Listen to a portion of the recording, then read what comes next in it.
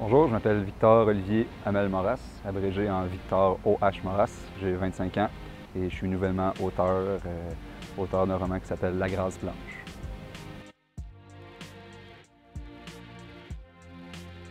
La Grâce Blanche, c'est un roman fantastique, le premier tome d'une trilogie, d'une série de 3 livres qui s'appelle la trilogie du Harafin. Donc c'est une série qui est articulée autour d'un peuple que j'ai créé qui s'appelle le peuple Harafin, qu'on appelle aussi le peuple blanc. C'est pour ça que le premier tome s'appelle La Grâce Blanche. C'est une série de livres qui est articulée principalement autour de la recherche du pouvoir, comment l'acquérir, comment le garder, comment le trouver aussi. Parce que dans le monde que j'ai imaginé, même si c'est le style fantastique, la magie n'existe plus. La magie est disparue pour une raison que vous allez découvrir si vous lisez le livre. Donc la magie est disparue et le seul moyen que les humains et les autres peuples du monde que j'ai imaginé ont pour la retrouver, c'est d'essayer de la trouver dans la terre, dans les éléments, donc dans la nature, parce que c'est le seul endroit où elle est encore disponible. Donc les gens sont un peu, les peuples sont un peu dépendants de cette espèce de matière première-là. Dans La Grâce Blanche, il y a 2 personnages principaux. Il y a beaucoup de personnages secondaires, mais 2 qui sont vraiment centraux à l'histoire. Il y a d'abord Dahlia, qui est une jeune fille d'apparence très ordinaire, qui a été capturée et emprisonnée dans les monastères des prêtres rouges, alors qu'elle était toute jeune.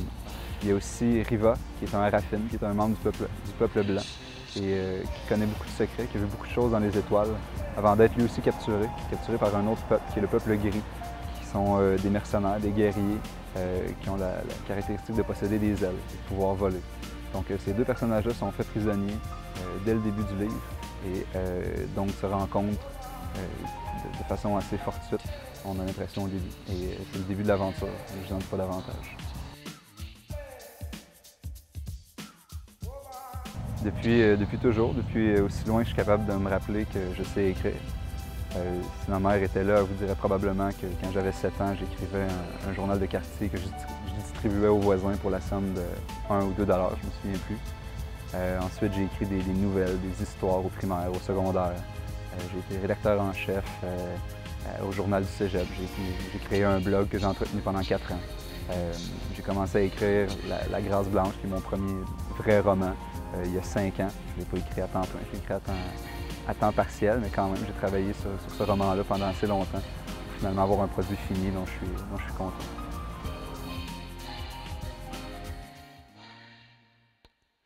Je dirais que c'est principalement par paresse.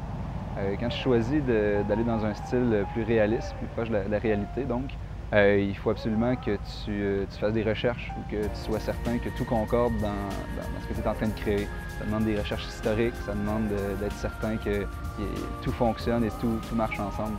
Quand tu crées un univers, quand tu crées un monde sorti de ta tête, sorti de ton esprit, tu es un peu le maître de ce que tu fais.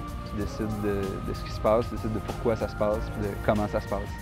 C'est la principale raison qui fait que j'ai toujours écrit, j'ai toujours apprécié, j'ai toujours voulu écrire du fantastique.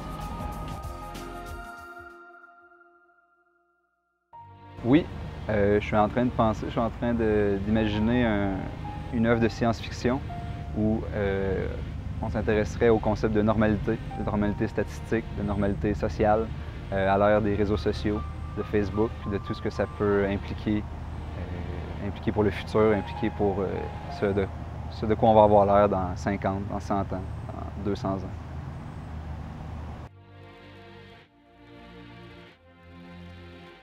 Le lancement du livre devrait avoir lieu dans les alentours de la fin octobre. On ne connaît pas encore l'endroit ni la date exacte, mais ce sera révélé sous peu.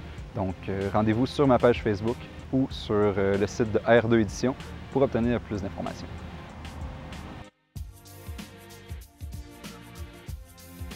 Je pense qu'on devrait se procurer La Grâce Blanche parce que sans réinventer le genre fantastique, je pense que j'ai imaginé un univers où les thèmes principaux, les thèmes centraux se rapprochent étrangement du monde dans lequel on vit.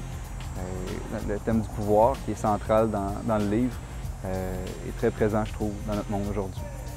La deuxième raison pour laquelle on devrait acheter le roman, je crois que c'est parce que j'ai caché quelques surprises tout au long du livre qui vont peut-être vous demander une deuxième lecture ou en tout cas un petit peu de réflexion.